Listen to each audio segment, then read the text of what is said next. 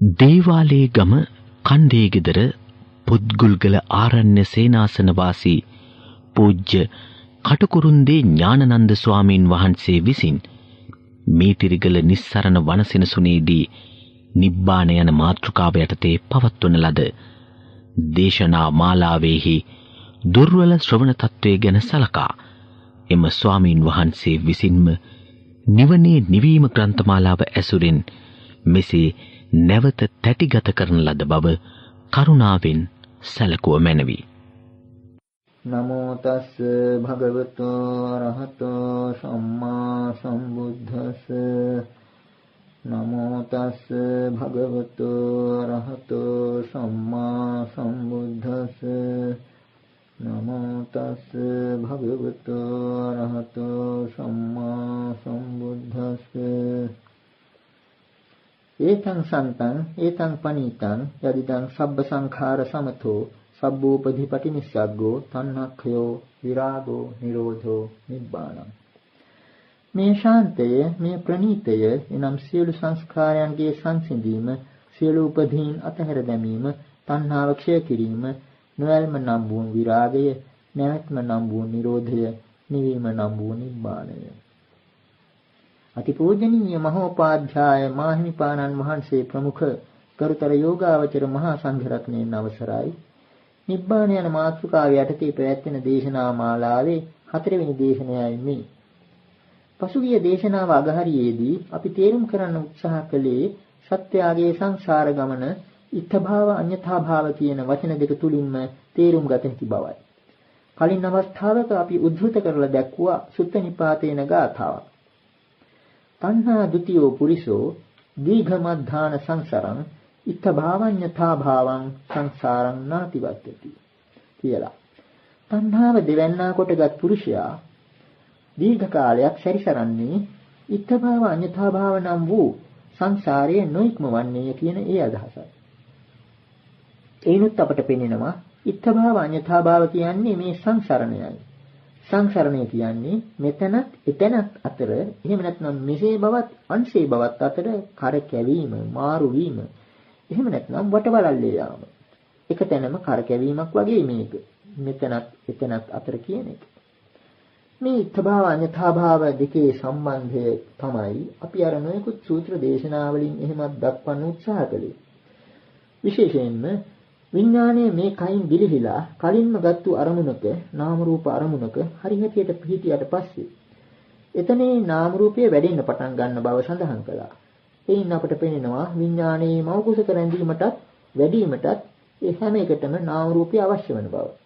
මෙතනින් ගිලිහිලා මෞකසකට යාම ශාරීරික ගමන වගේ එක තැනකින් තව තැනකට යාමක් නොවන බව විශේෂයෙන් තේරුම් ගත යුතුව තිබෙනවා. මේක ඇත්ත වශයෙන්ම දෘෂ්ටි කෝණයේ වෙනසක් මිස යම්කිසි ආත්මික සංක්‍රමණයක් නෙවෙයි. ඒ කියන්නේ විඥානයේ මේකයින් ගිලිහිලා මෞකසක නැවතුනහම මෞකසක සම්පූර්ණයෙන්ම පිහිටියහම එතන මෙතනක් වෙනවා. ඒ විඥානයේ දෘෂ්ටි කෝණය අනුව එතන මෙතනක් වෙනවා. ඊළඟට එතනට මෙතන එතනක් වෙනවා. කලින් එතන වශයෙන් තිබුණ එක මෙතනක් වෙනවා. එතනට මෙතන එතනක් වෙනවා. අන්න ඒ විදිහේ එක්තරා දෘෂ්ටි කෝණයේ වෙනසක් මෙතන තියෙනවා. ඒක නිසා සම්පූර්ණයෙන්ම එක තැනකින් ගිලිහිලා අනිත් තැනකට ගියා කියන අදහස නෙවෙයි. සාමාන්‍යයෙන් පුද්ගලිකව ගමන වගේ නෙවෙයි. මේක එක්තරා විදිහක වටවලල්ලේ යාමක්. මේක වඩාත් පැහැදිලි වෙන්නේ විඥානීය පවා පටිච්චසමුප්පන්න බව බුදු පියාණන් වහන්සේ බොහෝ අවස්ථාවල දක්වලා තියෙන නිසායි. තදේවිදං විඥානං සන්ධාවති සංසරති අනඤ්ඤං කියලා මේ විඥානයේ තනියම සංසාරේ හැසිරෙනවා කියන එක මිත්‍යා දෘෂ්ටියක් වශයෙන් දක්වපු අවස්ථාවල් තියෙනවා. ඒත් පෙනෙන්නේ නාම රූපේ මෞගුසේ රැඳීමටත් වැඩිවීමටත් විඥානය අවශ්‍ය බවයි. අනෙක් අතට විඥානීය පිහිටීමටත් යම් කිසි ධර්මයක් අවශ්‍යයි. ඒක සමහර විට චේතනාවක් වන්න පුළුවන්. එහෙම නැත්නම් ප්‍රකල්පන වශයෙන් දක්වන කල්පනාවක්. එහෙමත් නැත්නම් යටත් පිරිසෙන් අනුශය මාත්‍රයක්වත් අවශ්‍යයි. ඒ බව අපි පහුගිය දේශනාව අන්තිමට දැක්වුවේ සූත්‍ර පාඨ වලින් පැහැදිලි වෙනවා. යටත් පිරිසෙන් අනුශය මාත්‍රයක්වත් මේ විඥානීය පැවැත්මට අවශ්‍ය බව කලින් අවස්ථාවක ඔබට දැක්වූ චේතනා සූත්‍රයෙන් පැහැදිලි කරනවා. මේ අනුශය මාත්‍රේවත් ලබාගෙන විඥාණය ඒ විදිහට මෞකසේ පිහිටියට පස්සේ නාම රූපය වැඩෙනවා. අර සලායතන අතුපතර විහිදලා අලුත්ම දුක් රුකක් දුක් වෘක්ෂයක් හට ගන්නවා. මේ අදහසමයි ධම්මපදයේ තණ්හා වර්ගයෙන් ප්‍රකට ගාථාවක තිබෙන්නේ. යථාපි මූලේ අනුපද්දවේ දල්හේ චින්නෝපි රුක්ඛෝ පුනරේව රූහති. ඒවම්පි තණ්හාංශයේ 97 නිබ්බත්ති දුක්ඛමිදං පුනප්පුනං. යම්සේ මුල උපද්‍රවයක් නැතිව දැඩිව තිබෙන තාක් සිඳින ලද්දේවි නමුත් වෘක්ෂයක් නැවත වැඩෙයිද? ඒ විදිහටම තණ්හා අනුසය මේ సంతාණයෙන් මුලින් උපුටා නොදමන තාක් මේ දුක් කඳ නැවත නැවත උපදී කියන එක ඒ ගාථාවෙන් කියවෙනවා. එනොත් අපට පේනවා අර තණ්හා අනුසය ඊටාත්ම වැදගත් තැනක් ගන්න බව මේ සත්‍යයේ සංසාර ගමන පිළිබඳව. අංගුත්තර නිකායේ සඳහන් වෙනවා කම්මං චෙත්තං විඥානං බීජං තණ්හාසිනියෝ කියන බුද්ධ වචනයක්. එක්තරා දේශනා පාඨයක්. එයින් අපට පේනවා මේ කර්මය කියන කෙතේ විඥාන බීජය පැලවෙන බව තණ්හාව දියසීරාව කරගෙන. තණ්හාව නැමැති තෙතමනේ පිහිට කරගෙන. මෙන්න මේ අදහස අනුව මේ උපමාව අනුව තමයි තේරුම් ගත යුත්තේ අර ශේලා තෙරණිය මාර්යාසු ප්‍රශ්නයකට දුන් පිළිතුර. සංයුත් සංගීය සගාතක වර්ගයේ සඳහන් වෙනවා මාර්යා ශේලා රහත් මෙහෙණින් වහන්සේගෙන් ඇසූ ප්‍රශ්නයක්. කේනිදං පකතං බිම්බං කෝණු බිම්බස්ස කාරකෝ වන්නු බිම්බං සමුප්පන්නං වන්නු බිම්බං නිරුද්ධති. මේ බිම්බය කියලා මෙතන කියන්නේ මේ මූර්තිය වශයෙන් ගන්න මේ ශරීර කූඩුවයි. ආත්ම භාවය කියන එකයි. එහෙම නැත්නම් නාම රූපය කියලා සාමාන්‍යයෙන් ලෝකයේ හඳුන්වන එකයි. මේ බිම්බය මේ මූර්තිය කවරකු විසින් කරන ලද්දක්ද? මේ බිම්බය තැනැත්තා කවුද? මේ බිම්බය කොහිද හටගත්තේ? කොතනද මේ බිම්බය නිරුද්ධ වෙන්නේ කියලා. ඒකට ශීලාකරණින් මහන්සිය දෙන පිළිතුර නෛදං අත්තකතං බිම්බං නෛදං පරකතං අඝං හේතුම් පටිච්ච සම්භූතං හේතු භංගා නිරුද්ධති. යථාඤ්‍යතරං බීජං කෙත්තේ බුත්තං විරූහති පඨවි රසංච ආගම්ම සිනේහංච තදුභයං එවං khණ්ඩාච ධාතුයෝ චච්ච ආයතනා ඉමේ හේතුම් පටිච්ච සම්භූතා හේතු භංගා නිරුද්ධවේ. කියලා ගාථා තුනකින් පිළිතුරු දෙනවා. පළමු ගාථාවෙන් අදහස් වෙන්නේ නෛදං අත්තකතං බිම්බං මේ මූර්තිය තමා විසින්ම කරන ලද්දක් නෙවෙයි. නෛදං පරකතං අඝං මේ වැසනේ මේ දුක් ගොඩ අනුන් විසින් කරන ලද්දකුත් නෙවෙයි. හේතුම් පටිච්ච සම්භූතං හේතුවක් නිසා ඇති වුණ දෙය හේතු භංගා නිරුද්ධති. හේතුව බිඳී යාමෙන් නිරුද්ධ වෙනවා. ඊළඟට උපමාවක් දෙනවා. යථා අඤ්‍යතරං බීජං කෙත්තේ වුත්තං යම්සේ යම් කිසි බීජයක් කෙතෙහි වපුරන ලද්දේ පඨවි රසංච ආගම්ම සිනේහංච තදෝභයං පෘථිවි රසයත් තෙතමනයත් පිහිට කරගෙන විරූහති වැඩෙයිද. ඒවන් ඛණ්ඩාච ධාතුයෝ එසේම ස්කන්ධයෝද ධාතුවෝද චච ආයතනා ඉමේ මේ ආයතන 6ද ඒවා සියල්ල හේතුම් පටිච්ච සම්භූතා හේතුවක් නිසා ඇති වෙනවා හේතු භංගා නිරුද්ධති. හේතුව බිඳී යාමෙන් නිරුද්ධ වෙනවා කියලා. මේ උපමාවත් සාමාන්‍ය උපමාවක් නොවන බව අපිට කියන්න පුළුවන්.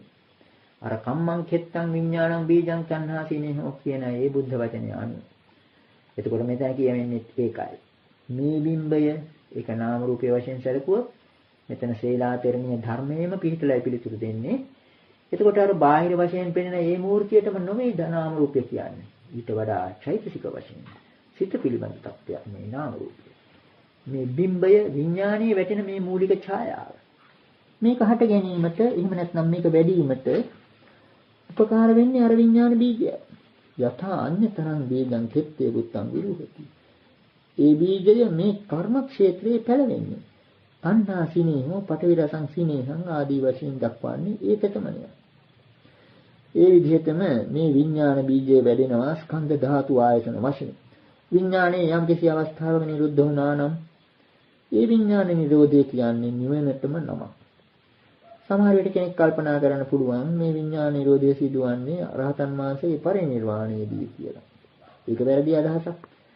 බොහෝ විට වැදගත් සූත්‍ර දේශනාවල අර්ථය නැති යාමට හේතුව චරිනික විඥාන කියලා ඒක අවසාන විඥානයේ හැටියට දැක්වීමයි. මෙතන විඥාන නිරෝධය කියන එකේ ගැඹුරු අර්ථය නොදැනීම නිසායි මේ විඥාන නිරෝධය කියන්නේ අபிසංකත විඥානයගේ නිරෝධයයි. රහතන් වහන්සේ ලබන විඥාන නිරෝධයේ ප්‍රත්‍යක්ෂයම තමයි නාම රූප නිරෝධයේ ප්‍රත්‍යක්ෂය. ඒකට මේ ගාථාවලත් එක්තරා වැදගත් ගැඹුරු අර්ථයක් තිබෙන බව අපිට කියන්න පුළුවන්. මේකට තවත් සාධක සූත්‍රයක් වශයෙන් අපට උපුදා දක්වන්න පුළුවනි. සුත්ත නිපාතයේ මුනි සූත්‍රයේ සඳහන් වෙන මේ ගාථාව. සංඛායවත්තුනි පමාය බීජං සිනීහමස්ස නානුපවිච්චි සවේ මුනි ජාති khයන්ත දස්සි තක්කං පහය න උපේති සංඛං. සංඛායවත්තුනි පමාය බීජං. වාස්තු කියලා කියන්නේ ඉඩම. විශේෂයෙන්ම මෙතන කියන්නේ බීජ පැලවෙන ඉඩම් කියලා ගන්න පුළුවන්. සංඛායවත්තුනි. මේ බීජ පැලවෙන ඉඩම් නුවණින් සලකා පමාය බීජං. මේ බීජයේ ස්වභාවය හරියාකාර තේරුම් අරගෙන වටහාගෙන සීනේහමස්ස නානුපවිච්චේ ඊට ජලයවත් නොකරන්නේ. ජලයවත් කරන්නේ නැහැ. තෙතමනේ දෙන්නේ නැහැ. සවේ මුනි ජාති khයන්ත දස්සි. ජාති කියන්නේ උපත. උපතේ කෙලවර දකින්නා වූ මේ මුනිවරයා තක්කං පහය නෝපේති සංඛං. තක්කං පහය. තර්කය අතහැරී. ඒ කියන්නේ ලෝකයාගේ භාෂා ව්‍යවහාරයට අසු නොවන තත්යකට පැමිණේ. සංඛා කියලා කියන්නේ ගණන් ගැනීම. ගැනීම. මෙතන කියන්නේ සාමාන්‍ය ව්‍යවහාරය කියන්නේ ගණන් ගැනීම නොවේ.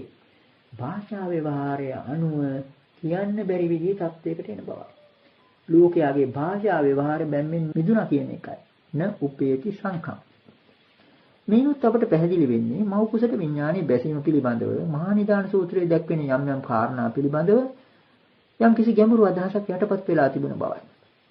මෙතනින් අපට මතුවුණා අර අනුශය කියන වචනය විශේෂ වැදගත්කමක් ඇති දෙයක් හැටියට.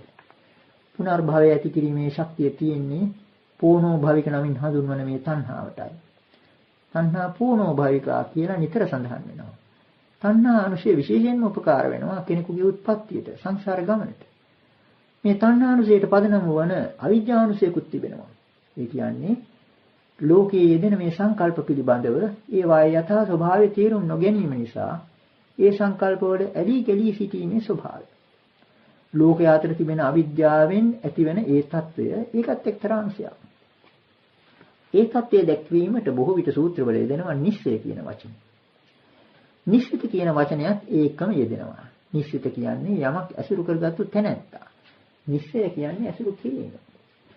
නිශ්චිත කියන්නේ ඇසුරු කරගත් නැත්තා. මෙතන ඇත්ත වශයෙන්ම සාමාන්‍ය ව්‍යවහාරයේ තියෙන නිශ්චය කියන අදහස නෙවෙයි. යම් කිසි ගැඹුරු අර්ථයක් තියෙනවා. යමකට හේතු වෙලා සිටීම කියන අර්ථය. හේතු වෙලා සිටීම ඇසුරු කිරීම කියන අදහසයි. ලෝක ව්‍යවහාරයේ තිබෙන සංකල්ප දැඩිව අරගෙන දෘෂ්ටි ග්‍රාහයෙන් අරගෙන ඒවට හේතු වෙලා ඉන්න ස්වභාවයක් ලෝක සත්‍යය තුළ තිබෙනවා. ඒ මොකද? Taman ව්‍යවහාර කරන වචනවල ඇත්ත වශයෙන්ම සත්‍යතාවක් ඇත. કોઈ වචනයක් යෙදුවත් එහි එක්තරා විදිහක බීජයක් වගේ තණ්හාමාන දිට්ඨි වශයෙන් ඒකාන්ත සත්‍තාවක් ඇතයි කියන අදහසක් ලෝකයා තුළ තිබෙනවා. මෙන්න මේ නිශ්චිත කියන වචනේ අපිට දකින්න ලැබෙනවා ඊ타මාත්ම වැදගත් සූත්‍රවල. උදාන පාළිය වගේම තවත් කීප තැනකම. හරියට අරහත්ත්වයට කර්මස්ථානයක් වගේ.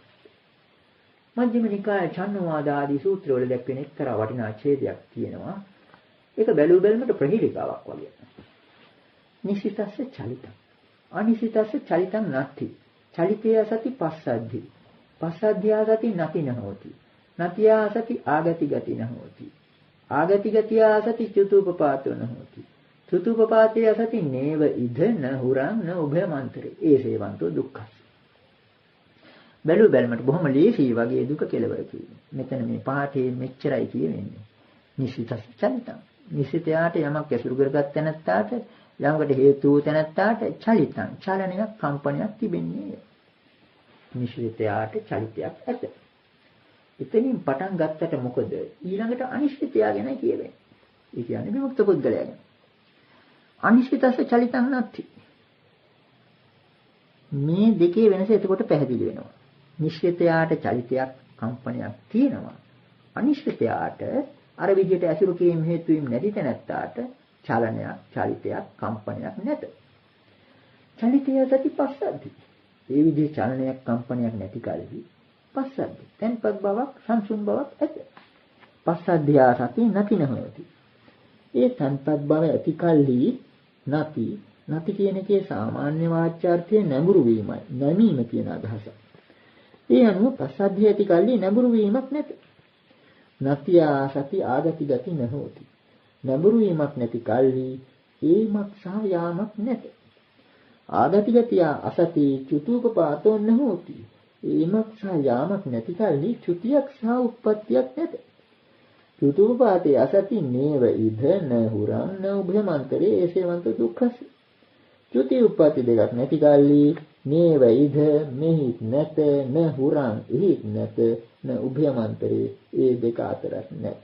ඒසේවන්ත දුක්ඛස. මේම දුකේ කෙලවර. එතකොට මේ සූත්‍ර පාඨය ගත්තාම එක පාඩම තේරුම් ගන්න සමහර විදිහේ මහා වචන පටලැවිල්ලක් වගේ පේනවා. මෙතන නිශ්චිතයා ගැන පළමුවෙන් කියවෙනවා. එක වාක්‍යයකිනුයි ඒක කියවෙන්නේ. නිශ්චිතස්ස චලිතං කියලා. නිශ්චිතයාට චලිතයක් ඇත. ඒ අනුව අපට සලකා ගන්න පුළුවනි නිශ්චිතයාට චලිතයක් තියෙන නිසාම ඒ චලිතය නිසාම ඒ උද්ධච්ච ආදී නිසාම නැති නැඹුරු වීමක් තියෙනවා. මෙතන තියෙන ප්‍රධාන වචනය නැති. ඒ නැඹුරු වීම නිසාම ඒමක් සහ යාමක් තියෙනවා. ඒමක් සහ යාමක් කියන ඒ සංකල්ප දෙක තියෙනකොට චුති උප්පත්ති චුත වීමක් උත්පත්තියක් කියලා දෙකක් තියෙනවා. ඒ දෙක තිබෙන විට මෙතනක් කියලා තියෙනවා එතනක් කියලා තියෙනවා ඒ දෙක අතරකුත් තියෙනවා. කොන් දෙකක් තියෙනවා නම් මැදකුත් තියෙනවා. එතකොට මෙතනින් පෙනෙනවා අර නැති කියන එක මෙතන විශේෂ බවක්. අර විමුක්ත පුද්ගලයා වගේ නෙවෙයි නිශ්චිතයා. විමුක්ත නැති නිසා නිතරම ඉදිරියට නැඹුරු වීමක් තියෙනවා. තණ්හාවේ ස්වභාවයක් ඒක. ඉදිරියට නැඹුරු කරලා දානවා. සමහර අවස්ථාවල තණ්හාවම උපාදාන හැටියට දක්වනවා. පුනර්භවය පිළිබඳව ප්‍රකාශ කරන සමහර සූත්‍රවල කුතුහල ශාලා ආදී සූත්‍රවල. එතකොට මේ නැතිය නැඹුරු වීම නිසාම අර සංකල්ප දෙකට ඉඩ ලැබෙනවා. ඒමක් සහ යාමක්. ඒකට අනුවම තමයි ඊළඟට චුතියක් උත්පත්තියක් කියලා තියෙන්නේ. ගමන පිළිබඳ අදහසම සාංශාරික වශයෙන් බැලුවාම චුතියක් උත්පත්තියක් වෙනවා. යාම් ඊම් දෙක චුති උත්පත්ති වගේ. එතකොට එතන ස්ථාන දෙකක්. මෙතන පෙන්눔 කරන්නේ නිශ්චිත බව. එතන යාමීම් ආදී වශයෙන් වචනවල එක්තරා දෙබිඩි ස්වરૂපයක් තියෙනවා. ඒ විදිහේ සංකල්පවල ස්වභාවය නිසාම සත්‍යයා ඒවා දැඩිව ගැනීම නිසාම තණ්හාවට අනුරූපව සංසාරයේ අර ගමන සිදු වෙනවා. අපි කලින් කිව්වා වගේ මාරු වීමක් වෙනවා. විමුක්ත පුද්ගලයාගේ සිත මෙතන විශේෂයෙන් කියලා තියෙන්නේ විමුක්ත පුද්ගලයා ගැනයි. විමුක්ත පුද්ගලයා අර තත්ත්ව වලින් සම්පූර්ණයෙන්ම නිදහස්. අනිශ්චිතස චලිතං නැති. අනිශ්චිතයාට චලිතයක් නැහැ. චලිතය නැති නිසා නැඹුරු වීමක් නැහැ. නැඹුරු වීමක් නැති නිසා ඒමක් සහ යාමක් නැහැ. ඒමක් සහ යාමක් නැති නිසා චුතියක් උප්පත්තියක් නැහැ. චුතියක් උප්පත්තියක් නැති නිසා මෙතනකුත් නැහැ. එතනකුත් නැහැ. ඒ අතරකුත් නැහැ. දුක එතනම කෙලවරක්. උදාන සූත්‍රයේ විශේෂත්වයක් තියෙනවා. මේ පාඨ කීපය පමණමයි මේ සූත්‍රයට අඩංගු වෙලා තියෙන්නේ. නමුත් ආම්භේදීම කියවෙනවා තේන කෝපන සමේන භගවා භික්ඛු නිබ්බාන පටිසංයුක්තාය ධම්මියා කථාය සම්දස්සේති සමාදපේති සමුත්තේජේති සම්පහන්සේති කියලා. එයින් පෙන්눔 කරනවා බුදුරජාන් වහන්සේ මේ දේශනාව කළේ නිවන පිළිබඳවයි කියන එක. මේ සමයෙහි වනායි භාග්‍යතුන් වහන්සේ භික්ෂූන් නිර්වාණ ප්‍රතිසංයුක්ත ධර්ම කතාවෙන් කරුණ දක්වාලමින් ඒතු ගන්වමින් උත්සාහවත් කරමින් සතුටු කරවමින් මෙන්න මේ විදිහේ පාඩයක් ප්‍රකාශ කළා කියන එකයි. එතකොට මේ නිවනෙහිදී නිශ්චිත තත්වයෙන් සිත මුදාගත් බව පෙන්눔 කරනවා රහතන් වහන්සේ. මේ පාඩයෙන් අපට විශේෂයෙන්ම පෙන්눔 කෙරෙන්නේ ඒ කාරණය. මේ නිශ්චය කියන වචනය ගැන වඩාත් ගැඹුරු අවබෝධයක් ලබා ගන්න උපකාර වන සූත්‍රයක් තියෙනවා සංයුත්ත නිකායේ නිදාන වර්ගයේ නිදාන සංයුත්තේ කච්චාන ගොත්ත සූත්‍රය. කච්චාන ගොත්ත සූත්‍රය ඊටාත්ම වටිනා සූත්‍රයක්. සම්‍යක් දෘෂ්ටිය පිළිබඳව ගැඹුරු අවබෝධයක් ලබා දෙන එක. බුදු පියාණන් වහන්සේ මේ සූත්‍රය ආරම්භන්නේ මෙහෙමයි. යේනිසිතෝ පායං කච්චායන ලෝකෝ යේ භුයේන අත්ථිතංචේව නත්ථිතංචේ ලෝක සමුදයං කෝ කච්චායන යථා භූතං සම්මප්පඤ්ඤාය පස්සතෝ යා ලෝකේ නත්ථිතා සාන හෝති ලෝක නිරෝධං කෝ කච්චායන යථා භූතං සම්මප්පඤ්ඤාය පස්සතෝ යා ලෝකේ අත්ථිතා සාන හෝති කියලා. මේ සූත්‍රයේ මුල් කොටසින් කියවෙන්නේ මේ ලෝකය එහෙම නැත්නම් ලෝකයා වැඩි වශයෙන්ම බහුල වශයෙන්ම ද්වය මිශ්‍රිතයි. දෙකක් අසුරු කොට සිටින ස්වභාවයක් තියෙනවා. මොනවද දෙක? අස්තිත්වය සහ නාස්තිත්වය. ඇත්ත නැත කියන දෙක. ඒක තියෙන්න ඕන එහෙම නැත්නම් නැත. අන්න ඒ විදිහට අස්තිත්වය සහ නාස්තිත්වය කියන සංකල්ප දෙකක් ඇසුරු කරගෙන සිටිනවා. නමුත් ඊළඟට කියවෙන පාඨයෙන් ආර්ය ශ්‍රාවකයා පිළිබඳවයි කියවෙන්නේ. ආර්ය ශ්‍රාවකයාගේ සම්‍යක් දෘෂ්ටිය. දැන් මෙතන මේ සූත්‍රයේ හේතුව අර කච්චායනගත බ්‍රාහ්මණයා බුදු පියාණන් වහන්සේගෙන් විමසනවා සම්‍යක් දෘෂ්ටිය කියලා කියන්නේ කොහොමද කියලා. සම්මාදිට්ඨිය බන්තේ උච්චති කිත්තාවතානුකෝ බන්තේ සම්මාදිට්ඨි හෝති. සම්‍යක් දෘෂ්ටිය ඇත්තෙක් වන්නේ කොහොමද කියන ප්‍රශ්නයට පිළිතුරු වශයෙන් බුදු පියාණන් වහන්සේ මේ දේශනාව කරන්නේ. එතකොට ආර්ය ශ්‍රාවකයාගේ දෘෂ්ටිය මේක හැටියට දක්වනවා. ලෝක සමුදයං කෝ කච්චායන යථා භූතං සමප්පඤ්ඤාය පස්සතෝ යා ලෝකේ නතිතා සාන්න හෝති. ලෝකේ හට ගැනීම තත්වෝ පරිසම්‍යක් ප්‍රඥාවෙන් මනා ප්‍රඥාවෙන් දකින්නා වූ ආර්ය ශ්‍රාවකයාට ඒ තැනැත්තාට ලෝකේ යම් නාස්ත්‍ය පිළිබඳ නැත යන්න පිළිබඳ යම් දෘෂ්ටියක් වේද එය ඔහුට නොවන්නේ. ඊළඟට අනිත් පැත්තට කියනවා ලෝක නිරෝධං කෝකච්චාන යථා භූතං සම්මප්පඤ්ඤාය පස්සතෝ යා ලෝකේ අත්ථිතා සාන්න හෝති. ඒ කියන්නේ ලෝක නිරෝධීය තත්වෝ පරිදි සම්‍යක් ප්‍රඥාවෙන් දකින්නහොට ලෝකයේ අස්තිත්වය ලෝකයේ ඇත කියන ඒකාන්ත දෘෂ්ටියක් නැති වෙනවා. එතකොට මෙතන මේ අන්ත දෙකෙන් සිත මිදීමයි කියන්නේ. ලෝක සමුදය දැකීම නිසා ලෝකයේ හට ගැනීම දකින්න නිසා ඒකාන්ත වශයෙන් ලෝකයේ කිසිවක් නැත කියන ඒ අදහස ගන්නෙ නැහැ.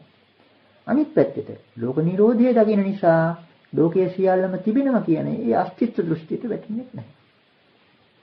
ඔන්න ඊළඟට කියවෙනවා උපායුපාදානාභිනිවේෂ විනිබන්ධෝ පායං කච්චාන ලෝකෝ යේ භුයේන තංච උපායුපාදානං චේතසෝ අධිඨානං අභිනිවේෂානුසයං න උපේති න උපාදීයති නාහිඨාති අත්තාමේති දුක්ඛමේව උපජ්ජමානං උපජ්ජති දුක්ඛං නිරුද්ධමානං නිරුද්ධති න කංකති න විචිකිච්ඡති අපරප්පච්චා ඥානමේවස්ස එත හෝති තාවතාඛෝ පච්චාන සම්මාදිට්ඨි හෝති.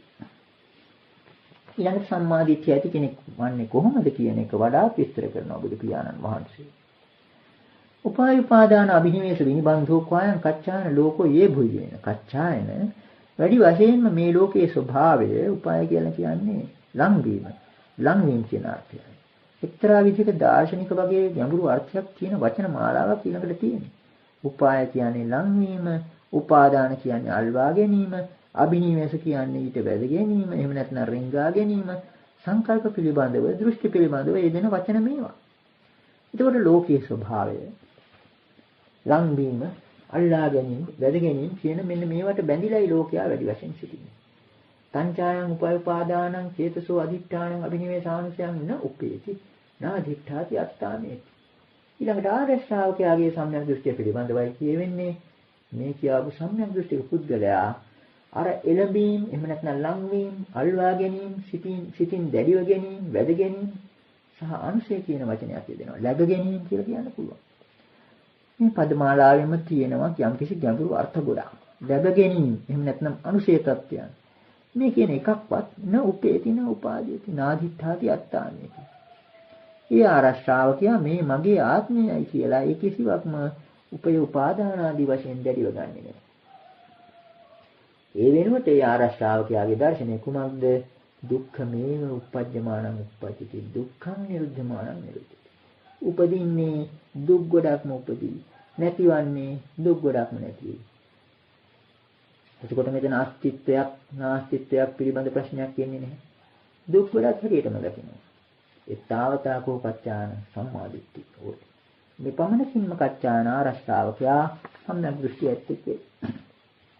ඊළඟට තවදුරටත් බුදු පියාණන් වහන්සේ එහි අර්ථ සාරය හකුළු වල දක්වනවා.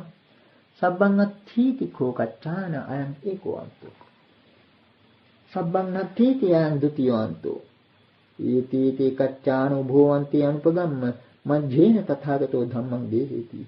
අවිජ්ජාපච්චය සංඛාරා සංඛාරපච්චය විඥානං විඥානපච්චය නාම රූපං ආදි වශයෙන්. එවමෙතස්ස කේවලස්ස දුක්ඛ කන්දසේ නිරෝධෝ හෝති කියලා. මේ පටිච්චසමුප්පාද ධර්මය ඉදිරිපත් කරනවා. එතකොට මෙතන අපට පෙනෙනවා පටිච්චසමුප්පාද ධර්මයම මධ්‍යම මාර්ගයක් හැටියට දක්වන බව. ආර්ය ශ්‍රාවකයාගේ මධ්‍යම මාර්ගය මොකක්ද? සබ්බං අත්ථීති කෝ කච්චායන අයං ඒකෝවන්තු. සියල්ල ඇත යන මෙය කච්චායන එක්කන්තයක්. සබ්බං අත්ථීති අයං ဒ ුතියවන්තු. සියල්ල නැති කිසිවක් නැත කියන එක අනිත්‍යන්තයක්. ඒතේතේ උභවන්ති අනුපගම්ම මේ අන්ත දෙකටම වැටෙන්නේ නැතිව අන්ත දෙකටම ලංවන්නේ නැතිව තථාගතයන් වහන්සේ මධ්‍යම මාර්ගයෙන් ධර්මය දේශනා කරනවා. මේ මධ්‍යම මාර්ගය හැටියට දක්වන්නේ අවිජ්ජා පත්‍ය සංඛාර ආදී වශයෙන් දැක්වෙන ද්වාදස පටිච්චසමුප්පාදය. මේනොත් පෙනෙනවා අපට බුදු පියාණන් වහන්සේ ඉදිරිපත් කරන දර්ශනය අනුව ලෝකයේ තිබෙන ද්වේනිශ්චිත බව පිළිබඳ ගැටුම සමාන කරන විදිහේ එක්තරා ප්‍රතිපදාවක් මේ ප්‍රතිසමුප්පාද ධර්මය තුල සංගවිලා තිබෙන බව. ඒකම තමයි ආර්ය ශ්‍රාවකයා පිළිබඳ මූලිකම වෙනස හැටියට දක්වන්නේ. සමුදයෝ නිරෝධෝ කියලා. ඒ කියන්නේ ලෝකේ හට ගැනීම, ලෝකේ නිරුද්ධ වීම. ඒ ආර්ය ශ්‍රාවකයා ප්‍රත්‍යක්ෂ වශයෙන්ම දන්නවා, දැනගන්නවා. ඒක නිසා තමයි අර සූත්‍ර පාඨයේ කියවෙන්නේ අපරප්පච්චා ඥානමය වශයෙත් හෝති කියලා. ඒ කියන්නේ පරප්‍රත්‍ය නොවු වෙන කෙනෙක් කියනවට විශ්වාස කරනව නොවි. ආර්ය ශ්‍රාවකයා ප්‍රත්‍යක්ෂ ඥාණයෙන්ම තේරුම් ගන්නවා. දුක්ඛමේව උප්පජ්ජමාන උප්පජ්ජති ආදි වශයෙන් පරප්‍රත්‍ය රහිත වෙන කෙනෙක් කියනවට නොවේ. සුඛී ප්‍රත්‍යක්ෂයෙන්ම ලෝකේ ඇතිවීමත් නැතිවීමත් ආර්ය ශ්‍රාවකයන් දකිනවා. ඒ දකින්නේ තමාගේම සලආයතනය තුලින්. තමාගේ සලආයතනය ඇතිවීම නැතිවීම ආශ්‍රයෙන් තමයි මේ සමුදය නිරෝධ ධර්මතාව ආර්ය ශ්‍රාවකයා ප්‍රත්‍යක්ෂ කරගන්නේ. මේ අදහස පෙන්වුම් කරන එක්තරා වැදගත් ගාථා ධර්මයක් තියෙනවා සංයුත් සංගීත. චසු ලෝකෝ සමුප්පන්නෝ චසු කුබ්බති සන්තවං ඡන්නමේව උපාදාය චසු ලෝකෝ විහඤ්ඤති. චසු ලෝකෝ සමුප්පන්නෝ ලෝකය හයෙහිම උපන්නේ. චසු කුබ්බති සන්තවං ලෝකය හයෙහිම ඇසුරු කරන්නේ, සන්තවය කරන්නේ. ඇසුරු කිරීම ආශ්‍රය පවත්වන්නේ කියන එකයි. ඡන්නමේව උපාදාය හයම දැඩිව අල්වාගෙන චසු ලෝකෝ විහඤ්ඤති. ලෝකයා මේ හයෙහිම වෙහෙසටපත් වේ. මේ දිගටම 6 ගැනයි කියවෙන්නේ. අටුවාචාරින් මහන්සියලා මේවා තෝරන්න උත්සාහ කරනවා. හැබැයි අර සූත්‍රයෙන් අවසරයක් නැතුව වගේ. අස්කන්නාසාදී වශයෙන් දක්වන අධ්‍යාත්මික ආයතන 6 මුල් පදයෙන් කියවෙනමය. ඒ කියන්නේ චසු ලෝකෝ සමුප්පන්නෝ කියන්නේ අස්කන්නාසාදී 6හි ලෝකය හට ගන්නවායි. චසු කුබ්බති සන්තවං කියන දෙවෙනි පදයෙන් රූප, ශබ්ද, ගන්ධ ආදී බාහිර ආයතන පැක් වෙනවා කියලා ඒ විදිහට තෝරනවා. ඒ වගේම තුන්වෙනි පදයෙන් නැවතත් අධ්‍යාත්මික ආයතන 6. ඊළඟ පදයෙන් අවසාන පදයෙන් බාහිර ආයතන 6. ඒ කියන හැටියට ආධ්‍යාත්මික ආයතන 6යි ලෝකේ හට ගන්නවා. බාහිර ආයතන 6 එක්ක සම්තවේ පවත්වනවා. ඊළඟට ආධ්‍යාත්මික ආයතන 6 අල්ලාගෙන බාහිර ආයතන 6 පිළිබඳව වේදයටපත් වෙනවා. නමුත් ඒ බඳු විවරණයකට අවසර නැහැ. මක් නිසාද? හයත් සමග සම්තවය කරනවා නම් ජෙහි කියලා යෙදෙන්න ඕන. ව්‍යාකරණ වශයෙන්. හයක් සමග නම් මුල් 6 වෙනම ගොඩක්. දෙවෙනි පදයෙන් කියවෙන්නේ වෙනම ගොඩක්. නමුත් ඒ විදිහේ දෙයක් නෙවෙයි මෙතන තියෙන්නේ. චසු කියලාමයි පද තුනේම තියෙන්නේ. එකම අදහසමයි. ස්පර්ශ ආයතන 6 ආධ්‍යාත්මික බාහිර කියන දෙකම එකට අරගෙන තමයි ස්පර්ශ ආයතන 6 කියලා කියන්නේ. ඇත්ත වශයෙන්ම පටිච්චසමුප්පන්න වීමට දෙකක් අවශ්‍යයි. තනිව අස්කන්නාසාදී ලෝකේ ඇතිවන්නේ නැහැ. ධර්මයේ ගැඹුරුම අදහස එතනමයි. මේකම දක්වනවා සංයුත් සංගයේ සලායතන වර්ගයේ සමුදය සූත්‍රයේ. චක්ඛුංච පටිච්ච රූපේච උප්පජ්ජති චක්ඛු විඥානං. තින්නම් සංගති පස්සෝ. පස්සපච්චය වේදනා, වේදනාපච්චය තණ්හා, තණ්හාපච්චය උපාදානං ආදී වශයෙන්. එතන ඉඳලා පටිච්චසමුප්පාද ධර්මයට බහිනවා. ආරම්භ කරන්නේ චක්ඛුංච පටිච්ච රූපේච උප්පජ්ජති චක්ඛු විඥානං. අසත් රූපේනොත් පටිච්ච. ඒ දෙකක් මුල් කරගෙන, ඒ දෙකක් හේතු කරගෙනයි අස පිළිබඳ විඥානය ඇතිවන්නේ. ඒ තුනේ එකතුව ස්පර්ශයයි. ඒ ආදි වශයෙන් දක්වනවා. හට ගැනීමට නම් දෙකක් තිබිය යුතුයි.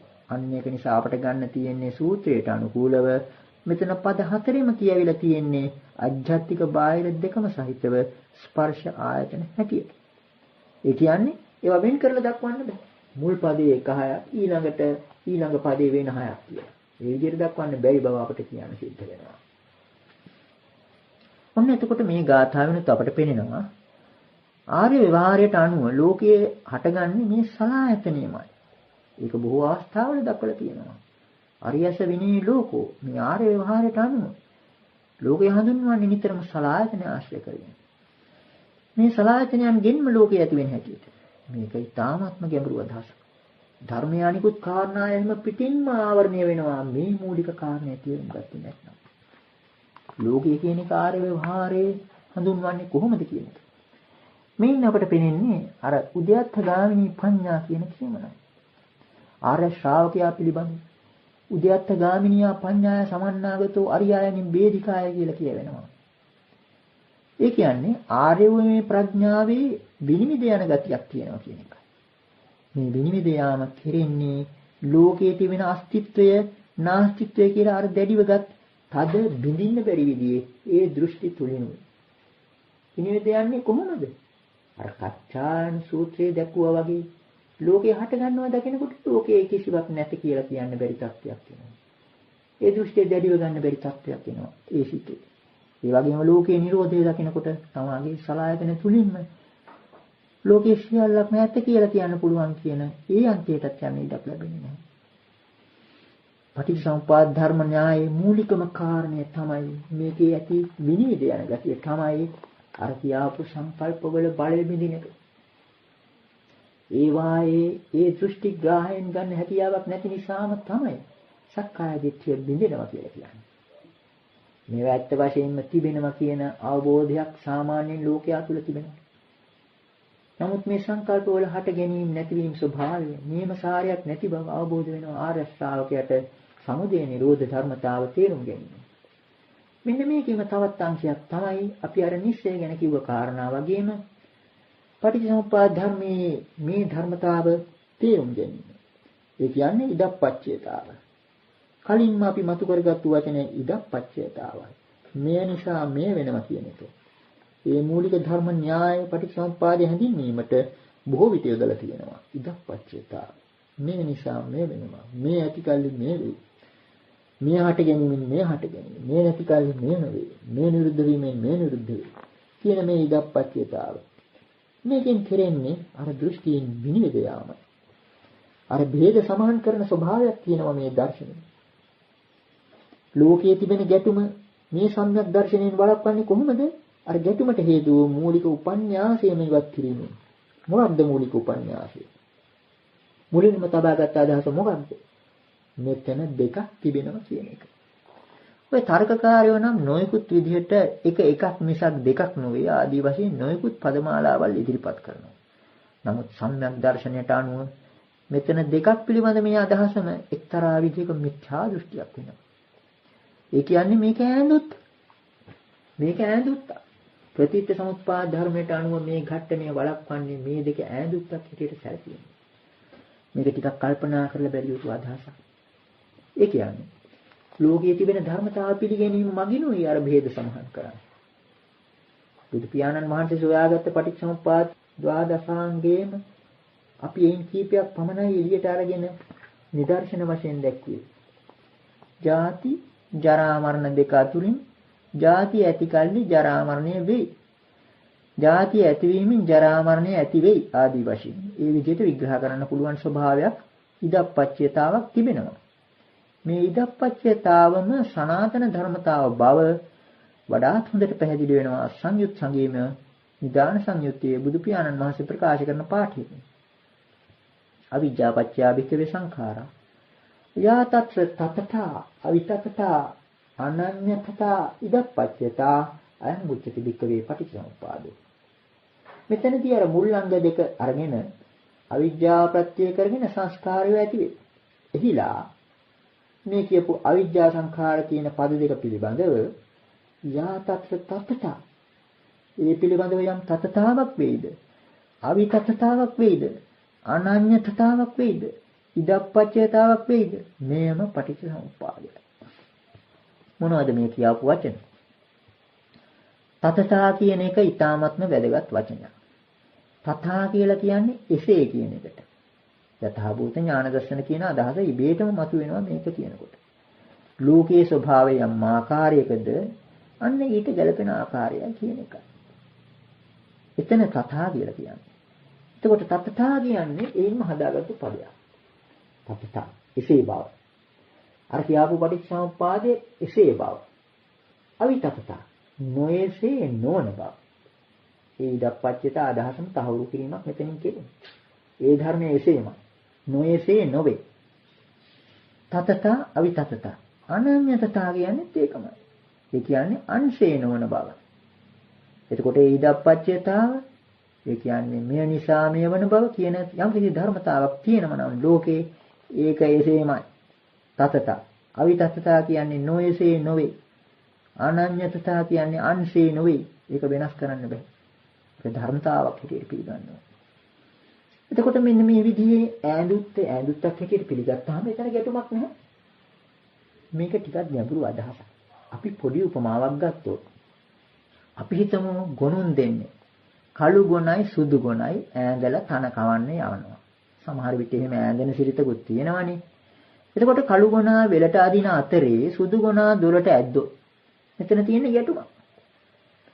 අර බන්ධනය නිසා නෙවෙයි මෙතන මේ ගැටුම වෙන්නේ. ඒ බන්ධනය තියෙන නිසාම නෙවෙයි. අර ගොන්නු දෙන්න දෙපැත්තකට අදිනවා. එහෙම නැතුව අපි හිතමු මේ ගොන්නු දෙන්න කල්පනා කරනවා ගොන්නු උනාට මොකද? අපි මේ එකට ඇඳපු බාණක් කියලා. එහෙම කල්පනා කරලා ධර්මතාව පිළි අරගෙන සුදු ගුණා දොරට අදිනකොට කළු ගුණත් යනවා ඒක වතුර බොන්නේ නැත. උපේක්ෂාවෙන් ඉන්නවා. ඊළඟට කළු ගුණා තනකොළ කනකොට සුදු ගුණා උපේක්ෂාවෙන් ඉන්නවා. තනකොළ කන්න ඕන නැත.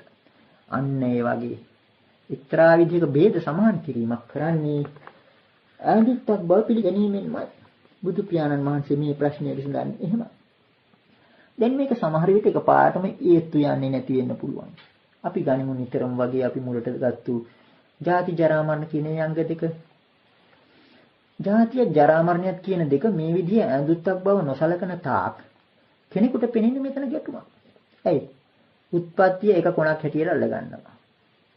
ජරා මරණය කියන Taman අකමැති කොනක් තියෙනවා. ඒක ඉවත් කරන්න බලනවා. ජාතිය වෙන් කරගන්න බලනවා ජරා මරණය.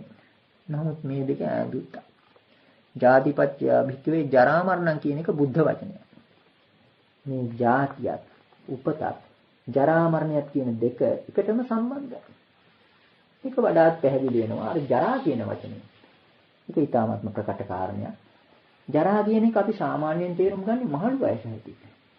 ජරා කියන වචනේ ඇහෙනකොට නමුත් මේ ජරාවට යාම උපන් අවස්ථාවේ ඉඳලම කෙරෙන දෙයක්. ඒක නිසා මේ ජරා කියන වචනේ වැඩිමක් තියෙනවා දිරිමක් තියෙනවා. මේක ගන්න දෘෂ්ටි කෝණය අනුවයි වෙනස් වෙන්නේ. මෙන්න මේ දෘෂ්ටි කෝණය කියන වචනේ මෙතෙන්දී තාමත් වැදගත්. මේක භාවනාමය වශයෙන් මානසිකාරයට ගොදුරු කරගත යුතු විදිය කෙනා. මේකට උපමාවක් අපි දැක්වුවා. දැන් ලෝකයේ ඇතම් කෙනෙක් සිටිනවා යම් කිසි ගහක කොළ විකුණලා ජීවිකාව කරගන්න. තව කෙනෙක් ඒ ගහේම මල් විකුණලා ජීවිකාව කරගන්න. ඒ ගහේම ගෙඩි විකුණලා ජීවිකාව කරගන්න කෙනෙක් ඉන්නවා. ඒ ගහේම දැව විකුණලා ලී විකුණලා ජීවත් වෙන කෙනෙකුත් ඉන්නවා. මේ හතර දෙනා පෙළගස්වල ඇහුවොත් මේ ගහ ලාද මෝරලාද කියලා මේකට දෙන පිළිතුර සමහර විට වෙනස් වෙන්න ඉඩ තියෙනවා. ඇයි? තමන්ගේ සිතැඟි අනුව දෘෂ්ටි කෝණය අනුව තමන්ගේ ජීවිකාවේ දෘෂ්ටි කෝණයෙන් බලනකොට මේ ගහ ඒක මල් හටගෙන ඉවර නම් ඒක මෝරලා වැඩි. අන්න ඒ විදිහට තේරුම් ගන්න පුළුවන් මේ දර්ශනය. ඒ විදිහටම ජරාව කියන එකත් ගන්න දෘෂ්ටි කෝණය අනුවයි. මුල ඉඳලම තියෙන ජරාව. නමුත් මේක තරුණ වයස මහලු වයස කියලා එක්තරා විදිහක කෘත්‍රිම බෙදීමක් ඇති කර ගන්නවා. එතනොත් අපට පේන්නේ මේ දෙක එකකට එකක් සම්බන්ධ ඈඳුත්තක් බවයි. මේ ඈඳුත්ත වෙන් කරගන්නයි සාමාන්‍ය ලෝකයා උත්සාහ කරන්නේ. බුදු පියාණන් වහන්සේ පහළ වෙන්න කලින් ඒ සිටි හැම දාර්ශනිකයෙක්ම උත්සාහ කළේ හැම ආගම් කර්තෘවරයෙක්ම උත්සාහ කළේ ජාතිය තබා ගන්න ජරා මරණය නැති. මේ ගත්ත උත්සාහය නිෂ්ඵල එක. මේ කාර්යයට උපමාවකින් කියනවා නම් අර ධර්ම කතාවක් තියෙනවා මසුරු පෝෂී සිතානන් තනියම කැවුම් කන්න ගිය හැටි දැක්වෙනවා. ඒ කථාන්තරයේ දැක්වෙනවා මේ මසුරු පෝෂී සිතානන් තමන්ගේ සිටු දෙවියත් එක්ක මතුමහල් තලයට නැගලා වෙන කාටවත් නොදී කැවුම් කන්න ඒ සිටු දෙවිය ලවා කැවුම් උයවන්න ආරම්භ කරන අවස්ථාවේ මහා 이르දිමත් මුගලන් මහරහතන් වහන්සේ ඒ කවුළු ළඟ පෙනී හිටියා කියලා. එතකොට කොහොම හරි පොඩි කැවුමක් හරි දීලා බේරෙන්න හිතාගෙන පිටි ටිකක් දැම්මහම ඒක විශාල කැවුමක් වුණා.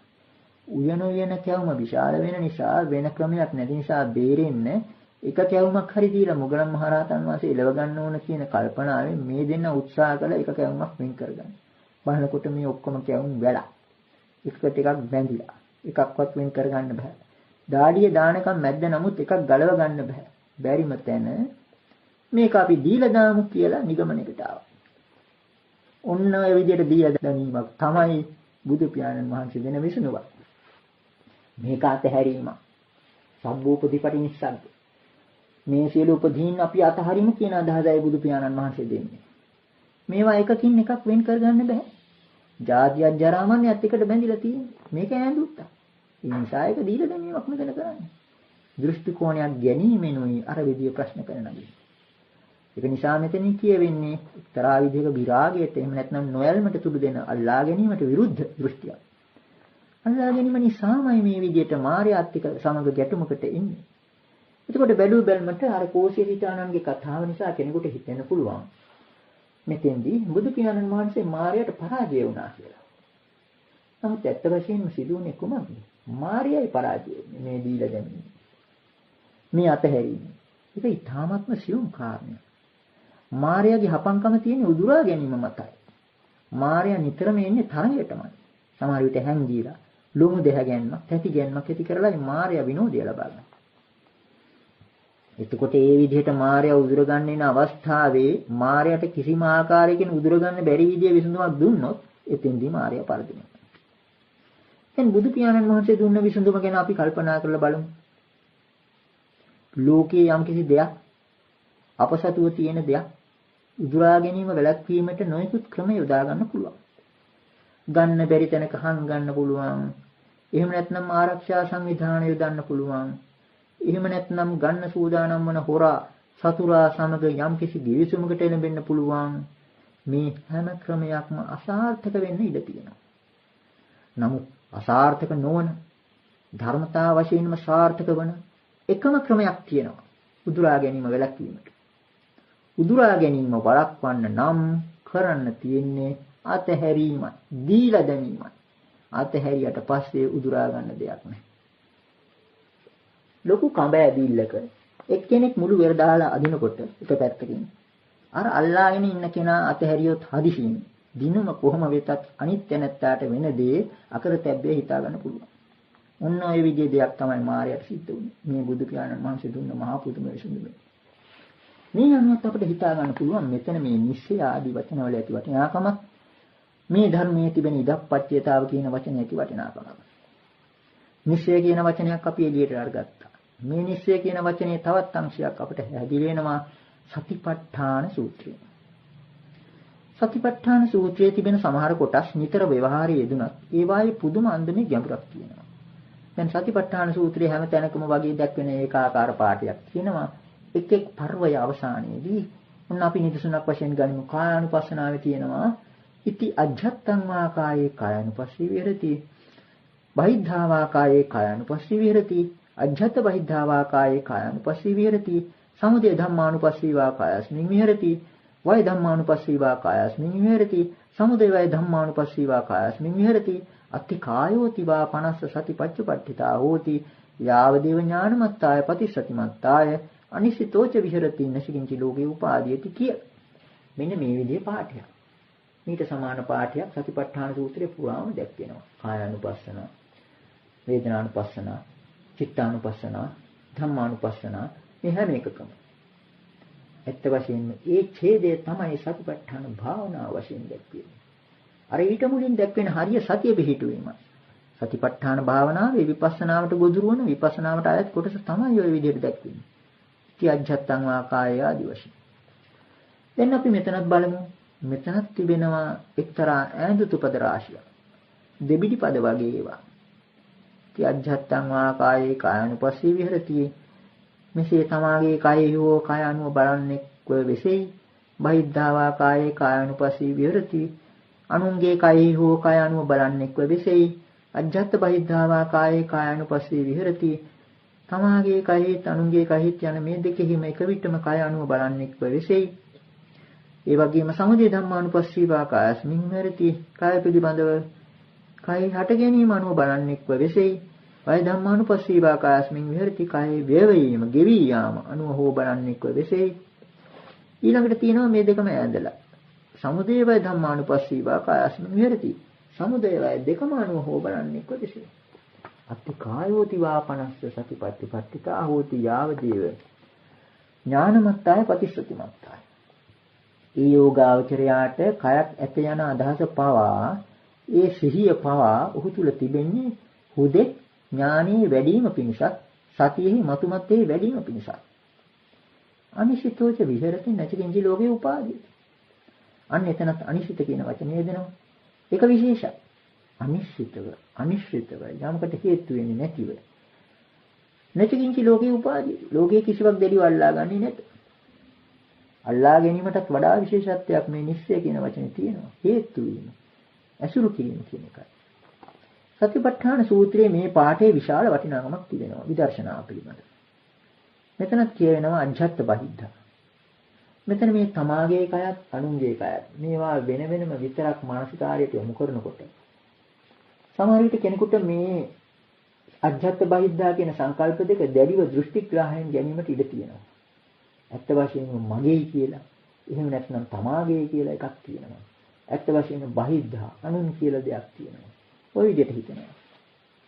නමුත් ඊළඟ මානසිකාරයෙන් අජ්ජත් බහිද්ධා කියලා මේ දෙකම සමහන් කරලා ඈඳලා අර ගොනුන් දෙන්නා වගේ මේ ඈඳලා පෙන්නුම් කරන්නේ කුමක්ද? මේ දෙකම දෘෂ්ටිග්‍රාහයෙන් ගත යුතු දේවල් නොවේ. මේවා එකකට එකක් සම්බන්ධ දේවල්. දැන් අපි ටිකකට කල්පනා කර බලමු. අජ්ජත්තේ ඈත සීමාව බහිද්ධාවේ මෑත සීමාවයි. බහිද්ධාවේ ඈත සීමාව අජ්ජත්තේ මෑත සීමාවයි. අජ්ජත් කියන එක නියම විදිහට පරිවර්තනය කළොත් ඇතුළත කියන අදහස. බහිද්ධා කියන එක නියම විදිහට පරිවර්තනය කළොත් පිටත. මෙතන ඇතුළතත් පිටතත් පිළිබඳව ද්වේනිශ්චිත බවක් තියෙනවා. මේ ප්‍රශ්නයයි මෙතන තියෙන්නේ. අජ්ජත්තික කියලා කියනකොට කෙනෙක් හිතන්න පුළුවන් මේක උපාදින්නක වශයෙන් ශරීරයට සම්බන්ධ දේවල් කියලා. බොහොම දෙනෙකුට දැන් ඔය කෘත්‍රිම ශරීරාංගය ඇතුළතට එකතු කරගත්තාම ඒකත් අජ්ජත්තික වෙනවා. අන්න ඒක නිසා තමයි මෙතන අජ්ජත්තික කියන එකේ ඊටත් වඩා සමාගය කියනකටත් වඩා එක්තරා ගැඹුරකට යන අදහසක් තියෙනවා. ඒකට කොයි හැටි හෝ වේවා අජ්ජත්තේ ඈත සීමාව බහිද්ධාවේ මෑත සීමාව. සමාගය කියලා යම්කිසි ප්‍රමාණයක් වෙන් කරලා ගන්නව නම් ඒ සීමාවේ එහා කොනේ තියෙන්නේ ඒ කඩුල්ල ළඟ තියෙන්නේ අන්න බහිද්ධාව. ඊළඟට බහිද්ධාවේ ඈත සීමාව බහිද්ධාවේ පැත්තෙන් බලනකොට ඒකෙන් මෙහා පැත්තේ වැට මායිම මේ අජ්ජත්ය. ඔය දෙක ඇඳුත්තා. ඔය දෙක එකට සම්බන්ධයි. එතකොට මේන් පෙන්වුම් කෙරෙන්නේ මේ දෙක එකිනෙකට විරුද්ධ දෙකක් නොවේ කියන එකයි. ඒක නිසා තමයි මේ දෙකම අජ්ජත් බහිද්ධා වශයෙන් සැලකීමේදී අර දෘෂ්ටිග්‍රාහය ඉවත් වෙන්නේ. ભેද සමහන් වන ස්වභාවයක් මෙතන තියෙනවා. දෘෂ්ටිග්‍රාහය වළක්වන විදිය. ඒකෙන් තමයි අනිශ්චිත භාවය ඇති වෙන්නේ. මේ අජ්ජත්යත් බහිද්ධාවත් කියන දෙක ඇත්ත වශයෙන්ම අසල්වාසී. ඇතුළතත් පිටතත් කියලා කියන්නේ අසල්වාසී සංකල්ප දෙකක්. ඒ වගේමයි අර සමුදේවය ගැන ප්‍රකාශ කරපු එකක්. සමුදේවය ධම්මානුපස්සීව අපායස්මින් විහෙරති. ඒක කලින් මර කච්චානගත සූත්‍රයේ තරමක් දුරට හෙළි වුණා. දැන් මේකට අපි නිදසුනක් ගත්තොත් සමුදය උදය කියන වචන එතන තියෙනවා. අත්ථගම කියන එකත් බොහෝ විට යෙදෙනවා. ඒකට විරුද්ධ වචනය හැටියට. උදයත්ථගාමී පඤ්ඤාදී වශයෙන්.